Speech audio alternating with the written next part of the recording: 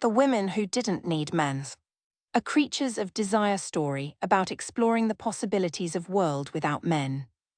There is a rumour passed between certain women in certain London drawing rooms, spoken only when the husbands have gone to their clubs and the doors are properly closed.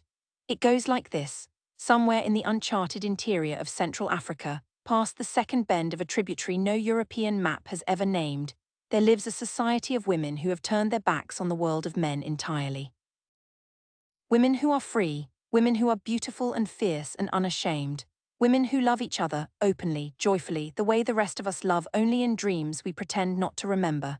Lady Cecily Hartwell had been hearing that rumour for 15 years. She had decided at last to go and find out if it was true. She had come to the story the way she came to most things, through a library, through a woman, and through a great deal of wine. The woman was Margot Vos, a Dutch cartographer who had spent 3 years mapping the Congo basin and come back changed in ways she would only discuss after midnight. They had met at a lecture, Cecily's own lecture, at which 3/4 of the Royal Geographical Society's male membership sat with their arms folded, waiting for her to make a mistake. She had not made a mistake. Margot had been in the back row and she had found Cecily afterward and pressed a small carved disc into her palm and said, "Show this to the women in the river villages. Not the men, the ones who understand it will know where to send you." Cecily had asked what it was. Margot had smiled. "A door," she said. 3 months later, Cecily was on the river. The Congo moved beneath the hull of the Gwendolen like something living, slow and copper-coloured, smelling of green growth and deep mud, and something sweet underneath she could never quite name. Her 2 colleagues from the RGS had long since retreated below deck. Fellows had a reputation for thoroughness and a genius for condescension. Young Briggs was mostly seasick. The Congolese crew worked with a quiet competence Cecily found more congenial than anything Fellows had managed, and Kojo, the senior guide, had proved to be a man of excellent judgment and agreeable silence. She sat at the prow with her journal open and wrote nothing. She was watching the bank. She was thinking about what Margot had told her, about the women beyond the second bend of the Lukara tributary, about what they were and how they lived and what specifically they did with their evenings.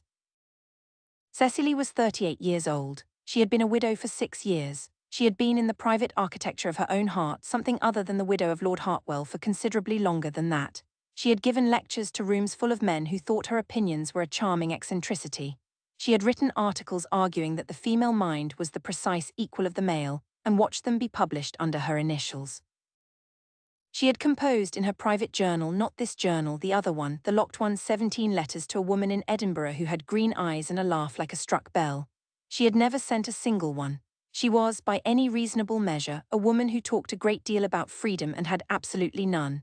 She touched the carved disc in her pocket and watched the bank go by. It was the 3rd village where it happened.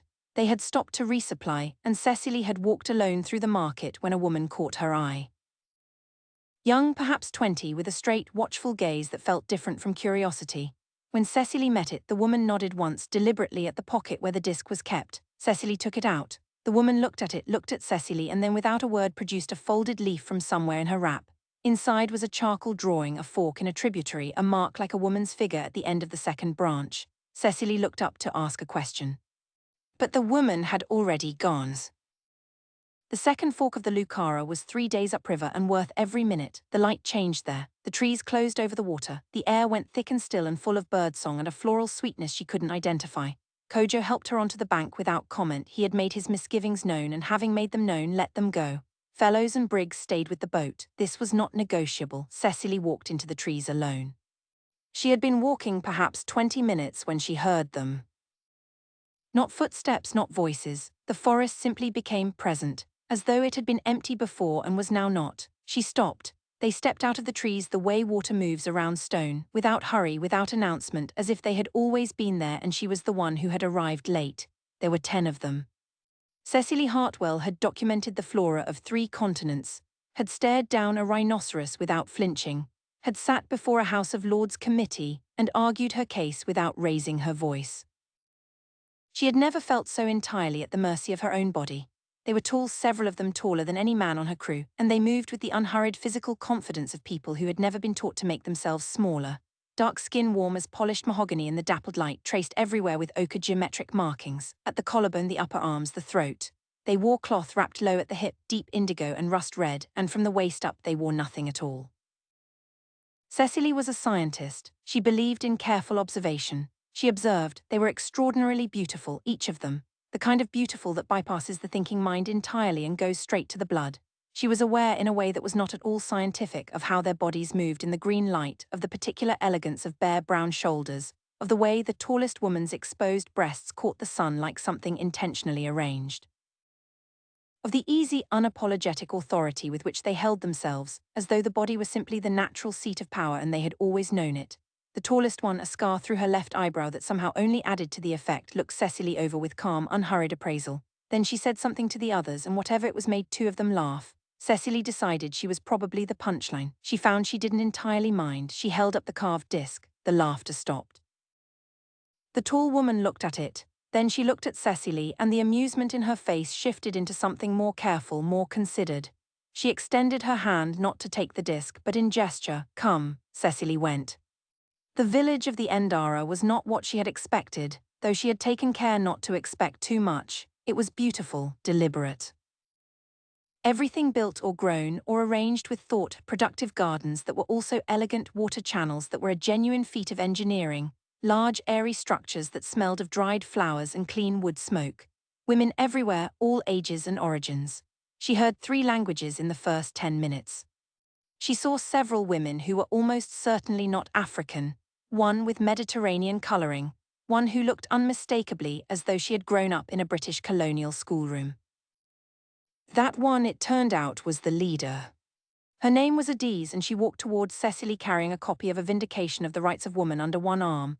"I've been expecting someone like you," she said, in English with the cadences of a Lagos mission school, though I imagined they might be less formally dressed. She considered Cecily's corset with benign pity. "That looks extremely uncomfortable." "It is," Cecily said before she could stop herself. Adaeze smiled. "We can do something about that." They sat under an enormous fig tree and talked for 3 hours. It was the best conversation of Cecily's life, and she had once argued philosophy with Bertrand Russell's aunt until 4 in the morning. Adaeze had come to the Ndara at 23, fleeing a marriage arranged when she was 9. She had walked into the forest with nothing but the books she had memorized and the absolute certainty that the life being offered to her was not a life at all. She had been found, welcomed. In time she had become the voice through which the Ndara reached the outside world, through the network, through the discs, through the quiet and patient work of finding women who needed to know there was somewhere else to go. "We don't recruit like the colonial schools," she said dryly. "We don't promise salvation. We simply make ourselves known to women who might need to know we exist. When they come, if they come by choice." "A secret society," Cecily said. "A free one." Adaeze looked at her directly. "Which is more than you can say for most of the societies you belong to." Cecily conceded the point. She asked about the philosophy. Adaeze answered everything with the precision of a woman who had thought about it for 2 decades. The Ndara held that the female body was not a site of shame or obligation, but of power, that it had been systematically stolen from women by men who understood very well what they were taking. That reclaiming it, fully and without apology, was both a political act and something older than politics. "And the rituals?" Cecily asked. She was proud of how level her voice was. Adaeze studied her for a moment. "Tonight there is a gathering." She paused. "If you want to understand us, stay." Another pause, quieter. "If you want to understand yourself, you should especially stay." Cecily thought of 17 unsent letters, of wanting something for so long that the wanting had become indistinguishable from her own breathing. "I'll stay," she said. The fire was lit at dark, and dark came down fast and complete, the way it does in equatorial forest, like a curtain dropped. The village gathered in a wide circle, 30 women or more, the children sent cheerfully to bed. The air was warm and close and sweet with the oil circulating through the gathering, carried by 2 women who moved through the circle with unhurried purpose, pausing at each woman in turn, their hands moving in long, slow strokes from temples to collarbone to the soft skin of the ribs, touching with knowledge and without hurry. Adaeze came to Cecily at the circle's edge. "You'll want to take that off," she said, "the jacket first, then the blouse, then the corset," unhooked with calm efficiency, each fastening giving way. Cecily stood in her camisole with the firelight moving on the faces of the women around her, and her hands were shaking slightly, and this was not, she was entirely certain, fear. Adaeze looked at her and said nothing, just waited. The camisole went, and with it something that had no name, some armor she had worn so long she had forgotten what she looked like underneath. The night air moved across her bare skin like a question she was finally, after years, allowing herself to answer. All around her women were bare or becoming so, firelight on dark curves and the ochre markings catching gold, and the 2 women with the oil reached Cecily and she closed her eyes.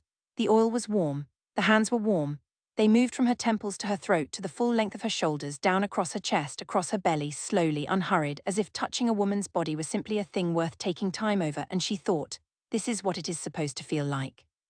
A song had begun somewhere in the circle. A rhythmic call and response, the kind of sound that moves through the chest rather than the ears. She didn't know the words, her body knew the song. Adaeze was close beside her now, warm skin and firelight and the smell of the oil, and she spoke quietly against Cecily's hair. We believe that here, 2 fingers briefly at the lowest point of Cecily's belly, is where female power lives, not the womb which men have always tried to own. Lower, the part that exists for nothing except your own pleasure. The part that was put there for you alone, a pause, close and warm. We call it the seat of the self, tonight we worship it.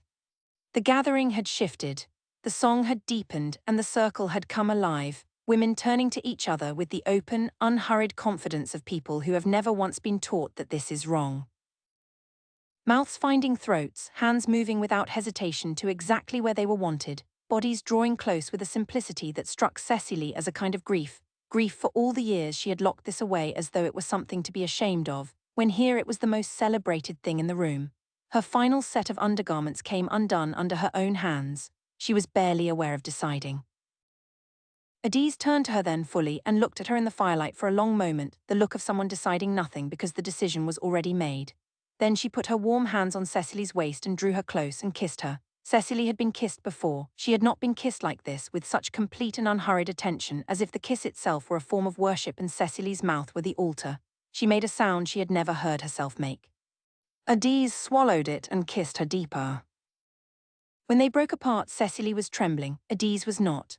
Lie down, Adaeze said, quiet and sure. The grass beneath her was soft and the firelight was warm on her bare skin, and Cecily looked up at the stars and felt Adaeze's hands move down her body with a knowledge that was almost unbearable, tracing the line of her collarbone, cupping her breasts with a careful thoroughness that made Cecily's back arch off the ground, thumbs drawing slow circles that tightened and tightened until she gasped.